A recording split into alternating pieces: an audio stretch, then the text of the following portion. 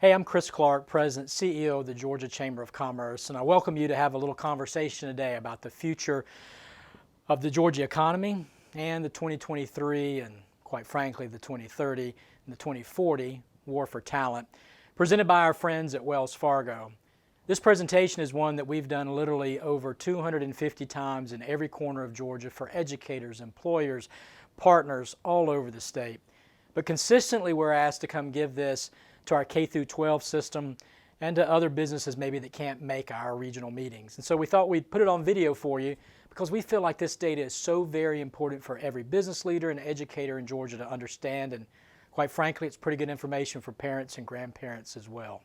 So if you like data, you're going to love this. If not, you just might want to skip all the way to the end.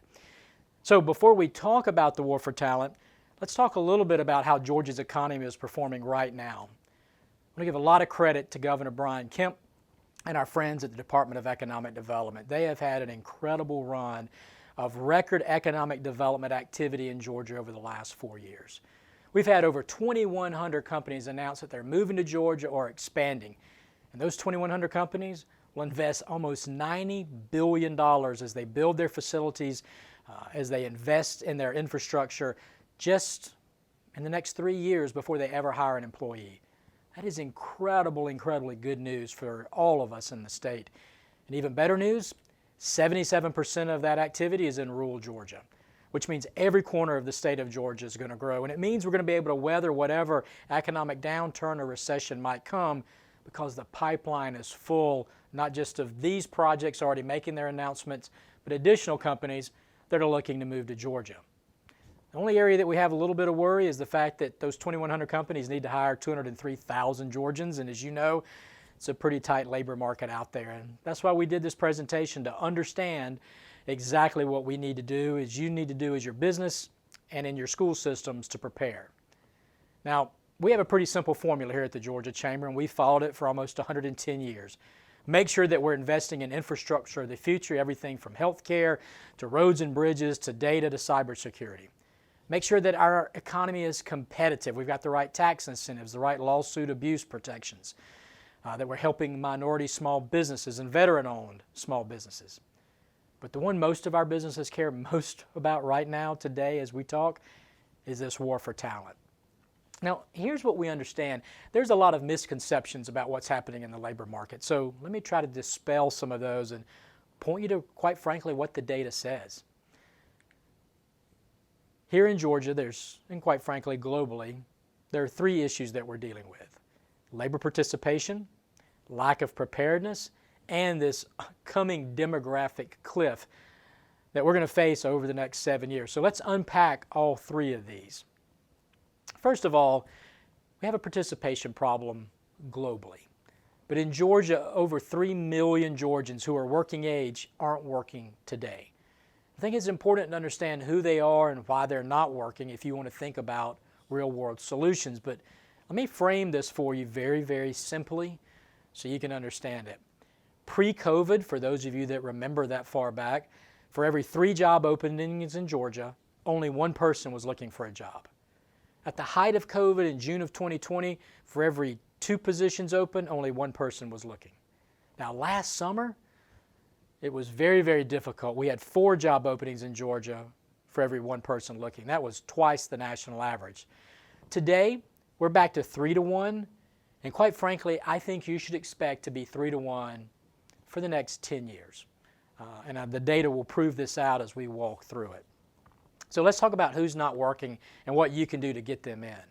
Now, if you go back to 2000, about 72% of all Georgians who could work had a job. Today, that's 62%. We've seen a little uptick in the last few months, but it's been fairly stable. And so, who's not working and where they've gone? Well, let's start with women that have left the workforce. There's a few issues here.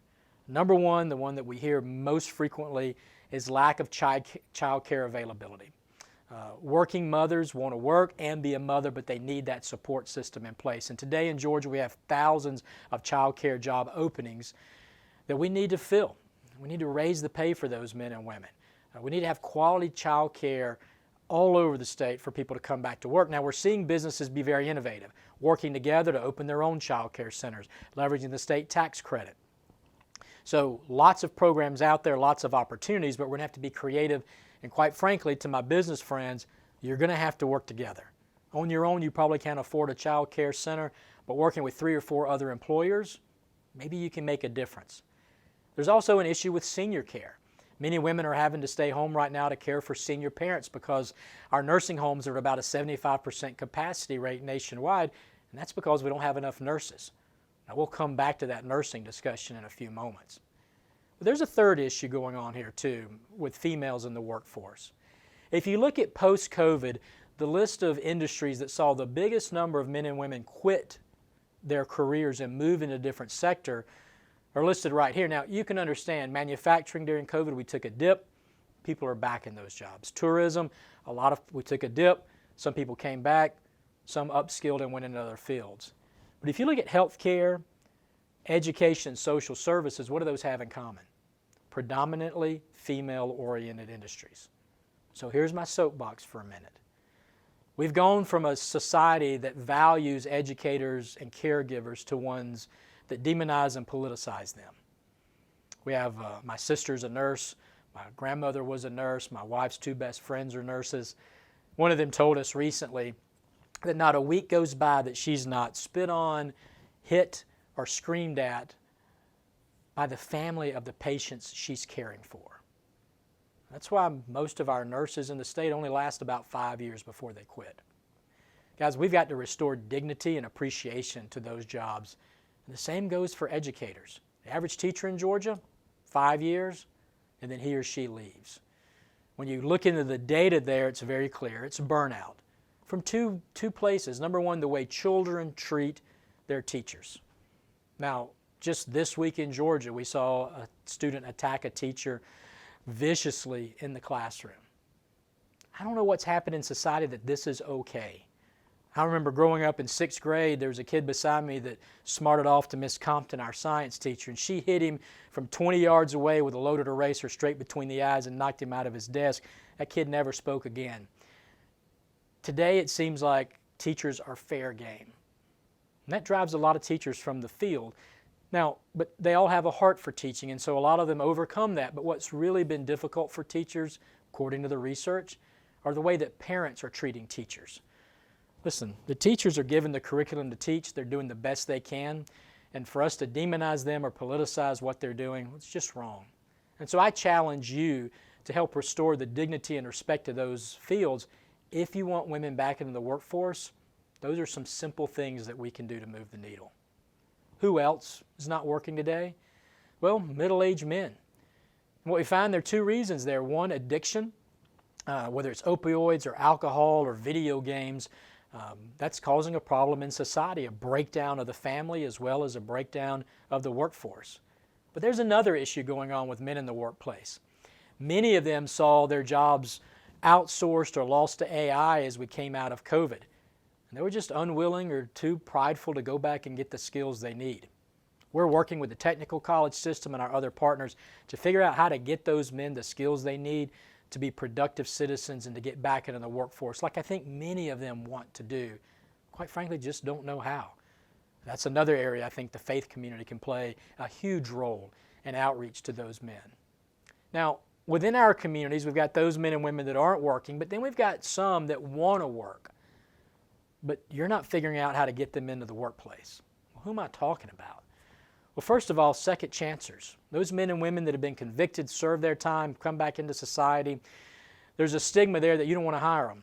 Well, I've got a business in Middle Georgia. He made a commitment because he felt a calling to do so a decade ago to start hiring second chancers. Today they make up 90% of his workforce, and he's more productive than ever. Now, we have partners that can come in behind you, help you find the right men and women, work with them legally, and provide the support that you need. But those men and women are in your community, and if they're working, they're not going back to a life of crime. And quite frankly, a lot of them never had a life of crime. They just made a mistake, like we all do. So that's one area. You also have in your community, and you know these men and women, they may have disabilities. Now, they want to work, and they're so loyal if you'll hire them. It might take a little more patience, a little more work on your end, but the dividends will pay off long term. And again, we have resources to come in behind you and help you with them. I'd also encourage you to look at foster kids in your community. As they come out of the foster care system at 18, they lose all their support systems. But if you can get them in high school, apprenticeships, internships, start teaching them, mentoring them, bringing them into your system, they'll be incredible workers for you long term. And the last group that are in almost every community in Georgia are refugees. They come to America to escape whatever prosecution that they have, or persecution, but also they come here to work. 90% retention rate when you hire a refugee. They are so happy to have that opportunity. So, you're going to have to think broader and differently about your recruitment, but there are men and women there in your community that want to work. And then there's a third group I want to mention to you that aren't working today, and that's recent college grads. Georgia unemployment rate about 3.2%, but recent college grads, it's over 5%. We say, well, why is that the case? They went and got the degree or the technical college credit that they needed. Well, what we find hearing from employers as well as from educators is the students are just not as prepared as they were a decade or two ago. So we did the research to try to figure out why is that the case. We found two interesting points I want to make to you today. Number one, everyone I've talked to all over Georgia, when you were a high school kid, you worked multiple high school, after school jobs and multiple summer jobs. It was just part of how we were brought up to value work, to have a good work ethic. Well, not today. Today, the numbers are pretty clear. Only 2% of American high school students are doing internships. 30% have a summer job. That was 50% 20 years ago. Only 4% are doing apprenticeships. 17% work after school. That was 30% 20 years ago. My point, 40% of all high school students in America will graduate having never worked a day in their life. No one's ever yelled at them. They've never had to work overtime, show up early, cover for someone. All the skills that you learned in high school that were productive and useful for you in college or technical school or in your career, these kids aren't getting it. Now, why aren't they getting it? Well, a couple of reasons. One, it's because we've told every kid they need a 4-year degree, and that means they need to pad their resume, which means they need to be in every athletic club, every sport, everything, and sucks up all of their time. We've got to learn to help kids pull back from some of that so that they have time to be more well-rounded. So that's the first area. But the other area, and I think it's a pretty big misconception, is that students are not working because they're getting some type of academic credential for the future. Well, the numbers just don't show that. The best data that we have in Georgia shows that about 5% of all of our high school students are in work-based learning, which is good. I want that number to be 30%. Only 8.4% are in dual enrollment. Quite frankly, it should be 75%. I appreciate Governor Kemp and the General Assembly for expanding dual enrollment this year for kids that are in critical skills needs, but quite frankly, we need to expand it for every field because every field is going to be critical in the future. Now, the argument for many is that, well, Chris, 20% of our kids are in AP classes. Well, that doesn't necessarily translate into a college credential. It could, but not necessarily. What really worries me, though, is that less than 1% of our high school students in Georgia are getting technical college credit, and only 8% are getting industry credentials. So you add all that up, and here's what we know. 40% of high school students never work a day in their life, and 40% have nothing but a piece of paper to show once they graduate. We've asked every school system in Georgia, the state school board, the General Assembly, to require every Georgia high school student to have real-world experience before they graduate. You have to at the University of Georgia. You should at every other college and technical college as well. We've got to get the skills and the work ethic back into these young men and women so they can be productive citizens and they can AI-proof their careers. So those are the first two issues. But what about the third? What about the big one, the demographic cliff? Well, guys, here's the bad news. Here's where it's going to get scary. Let's work through what's going to happen over the next 7 years in Georgia and around the world. First off, by 2028, we will have the most diversified workforce in the history of our state and our country. For all my millennial friends out there, we'll all be working for you at some point in the future. God bless you. 41% of the workforce will be millennial. That'll be consistent for the foreseeable future. And you're ready for millennials. We've been getting ready for you guys for 15, 20 years. But you're not ready for Generation Z. And by 2028, 31% of Georgia's workforce will be these young men and women. They have different needs, different skill sets, different motivators. They need different types of coaching and oversight and management. Here's the other thing about them. They're so diversified, they will fundamentally shift what the Georgia workplace looks like. By 2028, 58% of Georgia's workers will be women. We went back to the discussion a moment ago. We've got to figure out child care, senior care, and other issues to make sure that they can work and be productive. 31% will be black, and that will be consistent for the next probably 20 years. The growing sector of the economy and the workforce will be Hispanic. 20% by 2028 and growing exponentially almost every year thereafter. 12.5% immigrant, but as you'll see in a minute, that number needs to dramatically increase to be about 17% if we want to be productive. Now, that's the first thing you're going to deal with. A very different workplace, which means you need to recruit differently, have different types of outreach to the new workers that you need. Here's the next part. Does anybody remember 2008? Yep, it was a bad recession. Yeah, we lost our homes, our 401ks, but the other thing happened too. American birth rates dramatically declined. In fact, today our birth rate is about what it was in 2007. So starting this year, in 2023, the 24 graduating class in high school will be one of the smallest that we've had in generations, and it will remain small for the next 5 to 10 years. So think about the logic of that. Smaller high school classes means smaller college students, which means a smaller number of graduates coming out the other side. This is going to be something for us all to contend with because Generation Z, one of the smallest generations in history. Now, we've talked about Gen Z, we've talked about millennials. No one cares about Gen X, so I'm not even going to bother taking our time with it today. My generation, the forgotten generation, we'll have a whole special on that. But the baby boomers, you guys have had a great run. You've changed the economy, but 73 million of you will be fully retired by 2030. That means 6 million more U.S. jobs open than we have people to fill them today. Now, I'm encouraging businesses to start thinking today about those men and women in their late 50s that are probably going to exit the workforce in the next few years. How do you keep them?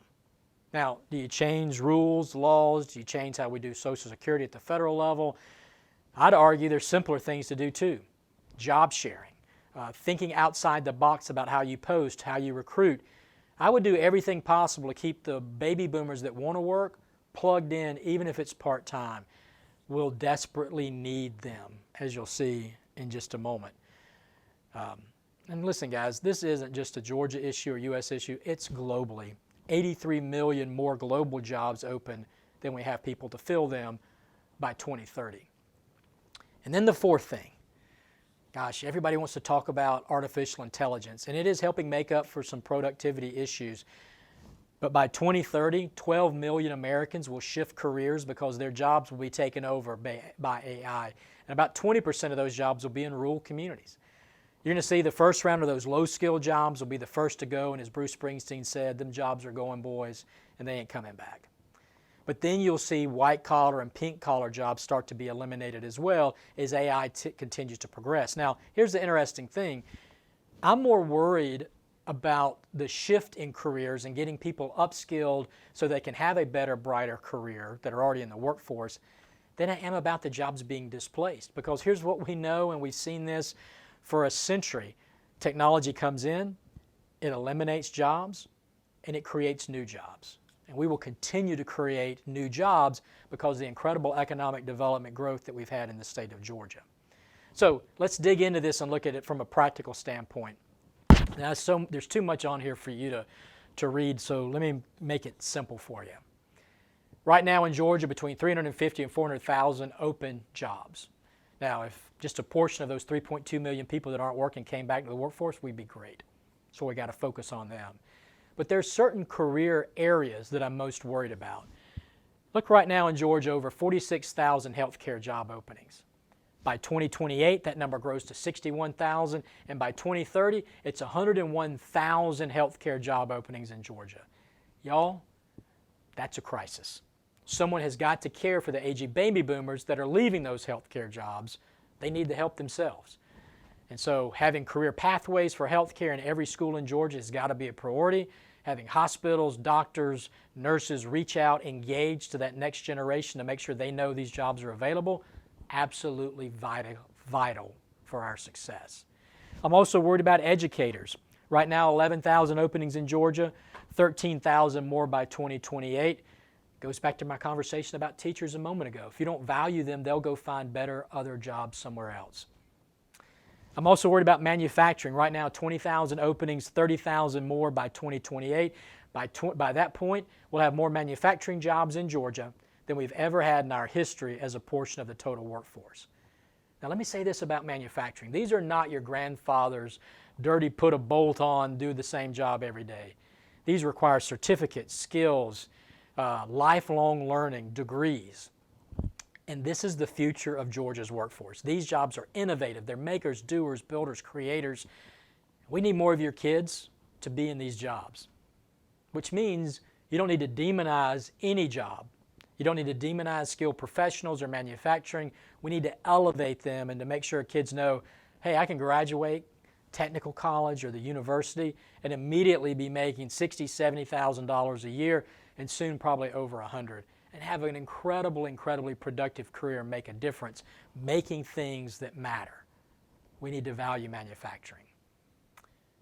But guys, by 2030, every single sector that you can imagine, double-digit demand growth as the boomers retire and there's fewer Generation Z in the system. One that really bothers me too is construction. 38% of all construction jobs will be retired by 2030. Who's going to fill them? Traditionally, we've had a strong immigration policy system that brings them in, and we've had a great trade skills growth pattern in our high schools. We've lost all of that. We need to return the value there. If not, no one's going to be able to fix your roof, fix your plumbing, build your deck, build your studio sets for the next Marvel superhero movie. So, a lot of work to be done, but let's look into the future a little bit further. By 2025, if I am a parent of a 17-year-old getting ready to go to school, what do I recommend? Anything in engineering, nursing, computer science, finance, and economics, all will have the top ROI for those students over their life. You need to know. Students need to be aware which degrees have a positive return on investment and which don't. Because 37% of U.S. degrees right now have a negative ROI. I do want to thank Chancellor Perdue and our university system presidents for eliminating over 200 degrees that, quite frankly, had a negative ROI and wouldn't help kids in the long term. 5 years further down the road, about 2028, some of the fastest growing jobs out there, anything in AI, sustainability, anything in engineering. And AI is going to take over anything in clerking, cashiers, data entry, a lot of that manual labor, including government jobs. Government needs to get on board and figure out how to use AI as well. Let's say you got a kid in middle school now, you're looking long term. What does that look like?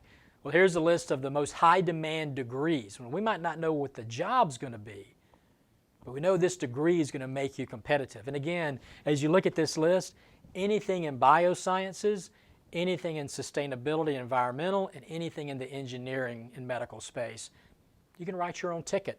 You're going to be successful over the long term. Going back to my skilled professionals, double-digit growth in almost every area.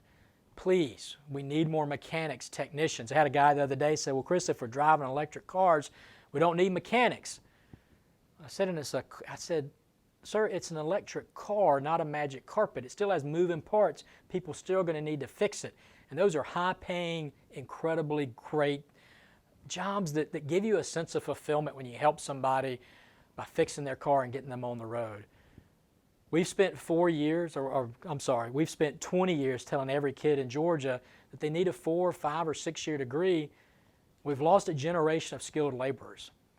We need to return the value and dignity to these jobs by letting kids know these are valid and you can do really well. And most of these guys, well, with these degrees, you're probably running your own company after a few years and you're writing your own ticket. So, I know I've kind of brought you down on some of these issues, but I think it's important for you to understand. I come from the Dallas Willard School of Thought, right? If you love God and love people, you tell them what they need to hear and tell them the truth and not what they want to hear. So let me end on a little bit of a positive note for you. Let's talk about Gen Alpha. Man, this will be the largest generation in history. There's more Gen Alphas than there are millennials, and baby boomers even. They're born between 2010 and 2025. After 2025, I'll come back and talk to you about the betas, right? These guys will be in college 2030 to 2043. They're already in middle school right now. They'll get to the workforce around 2035. And so that's why I continue to say this is about a 10 or 13 year issue of immediate difficulty for employers globally. That's the good news. Well, we got a little dark cloud here as well. If you look at the silent generation, baby boomers, Gen X, thank you, millennials, and our Zoomers that are out there, America birthed a large portion of those generations, right? We were secure because we were having enough babies to keep trace. Well, I told you a minute ago we stopped having babies in '08 at the same levels. So this new generation, Alpha, they're going to be born in India, China, and Nigeria. In fact, Nigeria will probably be bigger than America by population-wise by 2040, which means we definitely have to fix immigration so we can bring these skilled laborers into the country to fill up these jobs. And some of you say, well, it's not just about skilled laborers. You're right. It's technology workers. And guys, 24% of all nurses in America are immigrants. They're our caregivers. Now, this doesn't mean that we don't have any alphas. We've got plenty being born, but we got to make sure they're productive, we understand them, we're putting them in the right career pathways, which means we have to understand them. Guys, they're a hyper-connected generation, but they have no attention span whatsoever. So getting them to focus, parents are agreeing with me right now, and so are teachers, it's going to be difficult. They're extremely independent, but because we locked them away for 2 years during COVID, they lack socialization skills, teamwork, how to be part of an organization. They're an extremely visual generation because everything's been given to them on a tablet, but they lack creativity. You got to think about when we grew up, the types of toys that we enjoyed, right? They were Legos or Light-Brites or Tinker, whatever it might be, but we were creating worlds. Today we give kids all the worlds already made for them. I worry about this impact on the next generation of entrepreneurs, and that's why entrepreneur programs like the Flex program out of my friends in Fitzgerald, so vitally important. And then also, this is the technological generation, but they're going to have mental health issues, just like we're seeing with Gen Z right now. I talked to a college president recently who said the #1 job opening that she couldn't fill, she couldn't find enough people on her campus, mental health experts. Had students that couldn't leave their dorm rooms. That had never been in that kind of environment before. You need to take these issues seriously. Just because you're old and gruff and you rub sand on it doesn't mean this generation can do the same. We want them to be productive. We want them to thrive. We need to care about their mental health as much as we care about their success. But we have to make sure that the young men and women that are in our school systems now have the skill sets that they need to be successful long term. We need to help them AI-proof their future, which means they're going to be better employees for us. Right now what we're seeing is these young men and women are showing up at college or our technical universities or even going right in the workforce, and because they haven't worked, they don't have those skills that you get when you work around people every day. And so I've asked every teacher in Georgia, every college, to make sure that we're including these skills in the coursework that we're doing. Every kid needs to understand data and be digitally literate. They need to be able to take risk and be innovative, to motivate and have a self-awareness, to be their own advocate, to promote themselves. They need to make sure that they're able to critical think and problem solve, to be active listeners and to have empathy with other groups that might not look like them or think like them. They need to be able to collaborate and work with a diverse group that looks much different than their high school class or their dining room table. We need them to have a servant's heart, to be oriented not about climbing the ladder, but helping other people climb the ladder. And they need to be aware of the social influences and the damage that could be done from all of the social media intake, but also how to differentiate between what's real and what's not online. These are vital skills that most of us learn the hard way or still trying to learn today, but our students just aren't getting it. And we've got the evidence of that from talking to employers in Georgia, as well as educators. So, as parents, there's a lot you can do here. As legislators, we can align our career pathways. We can focus on investing in literacy.